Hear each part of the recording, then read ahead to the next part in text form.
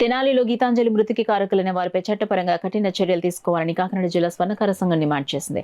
గీతాంజలి కుటుంబానికి న్యాయం జరగాలని కోరుతూ సంఘ నాయకులు కాకినాడ నగరంలో కొవ్వొత్తుల ర్యాలీ నిర్వహించారు. కార్యక్రమంలో కాకినాడ జిల్లా స్వర్ణకార సంఘం అధ్యక్షులు అరటికట్ల రామ్మోహన్ రావు, పొన్నాడ బ్రహ్మానందరావు, అనపోజు సత్యనారాయణ, కణతి ప్రసాద్, కొమ్మోజు సత్యరాజు, చిప్పాడ నాగు, నక్కా విజయ్ తదితరులు ఈ ర్యాలీలో పాల్గొని గీతాంజలికి ఘనంగా నివాళులర్పించారు. పథకానికి వెళ్ళి వస్తుండగా మరి సంఘటన జరిగింది. మరి సోషల్ మీడియాలో వచ్చిన ఆ సంఘటన వల్ల ఆమె మనస్తాపం చెంది ఆత్మహత్య చేసుకుంది. సోషల్ మీడియాలో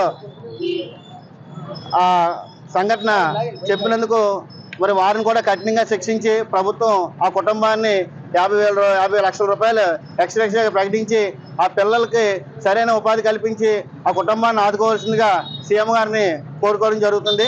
కాకినాడ స్వర్ణకార సంఘం అధ్యక్షులు అరటికట్ల రాంబాబు. మరణానికి చింతిస్తూ కాకినాడ నగర స్వర్ణకార సంఘం తరఫున, జిల్లా స్వర్ణకార సంఘం తరఫున కూడా కొవ్వొత్తుల ర్యాలీ చేస్తూ ఆమెకు సంతాపం తెలియజేయడం జరిగింది.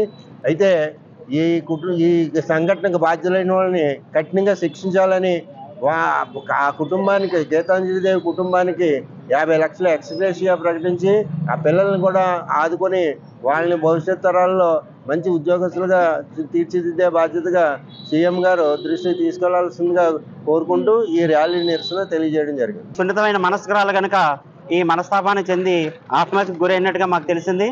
రాష్ట్ర వ్యాప్తంగా జరుగుతున్నటువంటి ఈ యొక్క నిరసన ఏదైతే ఉందో ఆ అమ్మాయికి న్యాయం జరిగే వరకు కూడా మేము రాష్ట్ర వ్యాప్తంగా మేము నిరసన వ్యక్తం చేస్తున్నాం. మేము శాంతియుతంగా చేసే ఈ నిరసనకి ప్రభుత్వానికి చేరి ఆ కుటుంబానికి చేయూతగా 50 లక్షల ఎక్స్‌గ్రేషియా మరియు చిన్నపిల్లలు అటువంటి 5-6 సంవత్సరాల పిల్లలు ఉన్నటువంటి వారికి వచ్చిన చదువు దగ్గర నుంచి వాళ్ళకి ఉద్యోగం వరకు కూడా చూసి వాళ్ళని ఆదుకుంటే కనీసం జరిగిన అన్యాయానికైనా మనం న్యాయం చేసినట్టు ఉంటుందని ప్రభుత్వానికి కోరుకున్నాం. అదేవిధంగా ఈ సంఘటన జరగడానికి కారకులు ఎవరైతే ఉన్నారో వారిని ముఖ్యంగా కఠినంగా శిక్షించి ఆ విధంగా కూడా న్యాయం చేసినట్లయితే మేమంతా కూడా వారికి సంతృప్తి, వారి ఆత్మ శాంతి చేకూరుతుందని కోరుకుంటున్నాం.